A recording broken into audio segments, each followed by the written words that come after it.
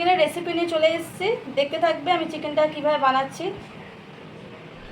দেখো আমি এখানে তেলটা গরম করতে বসে দিয়েছি, দুদিকে আমি তেল গরম করতে বসেছি, একটা এদিকে। একদিকে আমি আলু ভাজবো, একদিকে আমি মাংস ভাজবো। দেখুন এখানে আমি আলু ভাজি দিয়েছি, এখানে আমি চিকেন ভাজি দিয়েছি। চিকেনটা এখানে ভাজা হয়ে গেছে, আলুটাও এখানে লাল লাল করে ভাজা হয়ে গেছে, এবার আমি এগুলো তুলে নেবো। এখানে আমি তেল গরম করে আবার পেঁয়াজ বসিয়ে দিলাম আর লঙ্কা ভাজা বসিয়ে দিলাম। এখানে আমি টমেটো, জিরে আর তেজপাতা দিয়ে এটাকে আমি ভাজতে বসিয়ে প্লাস টমেটোগুলো সব ভাজা হয়ে গেছে। এবার আমি মধ্যে মশলাগুলো দিয়ে দেবো, আদা রসুনের পেস্ট আর নুনটা আমি এখানে দিয়ে দিলাম। জিরেগুলো দিয়ে দিলাম আমি এখানে, হলুদ আর কাশ্মীরি লঙ্কার গুঁড়োটা আমি এখানে দিয়ে দিলাম। এটাকে একটুখানি নাড়িয়ে ছাড়িয়ে নেবো।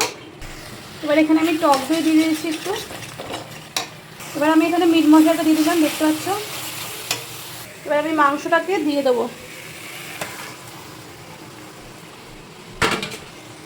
দেখো মাংসটাকে আমি কষাতে দিয়েছি, আর হ্যাঁ আমি আলাদা করে কিন্তু কোনো জল দিইনি এখনও পর্যন্ত, তোমরা দেখতেই পেয়েছো নিশ্চয়ই ভিডিওতে। আমি আলাদা করে কোনো জল দিইনি, জল আমি পরে অ্যাড করবো। এখন জাস্ট মশলাটা দিয়ে মাংসটা কষে যায়। এখানে আলুটাও দিয়ে দিয়েছি, মাংস কালারে তবে সুন্দর এসছে। এখন জল দিইনি, আলুটা দিয়ে একটু কষাবো তারপরে জল দেবো। দেখো এখানে আলুটাও কষিয়ে নিয়েছি, আমি এর মধ্যে জল অ্যাড করবো। দেখো এখানে আমি জলটাও অ্যাড করে নিয়েছি। এবার এই জলটা দিয়ে ফুটিয়ে আমি তারপরে তোমাদেরকে দেখাচ্ছি। মাংসটা হয়ে গেছে, এবার আমি এটাকে নামিয়ে দেবো। দেখো মাংসটা আমার হয়ে গেছে, নামিয়ে নিয়েছি। ভিডিওটা যদি ভালো লাগে লাইক, কমেন্ট, শেয়ার, সাবস্ক্রাইব করে দেবে। আজকের জন্য টাটা।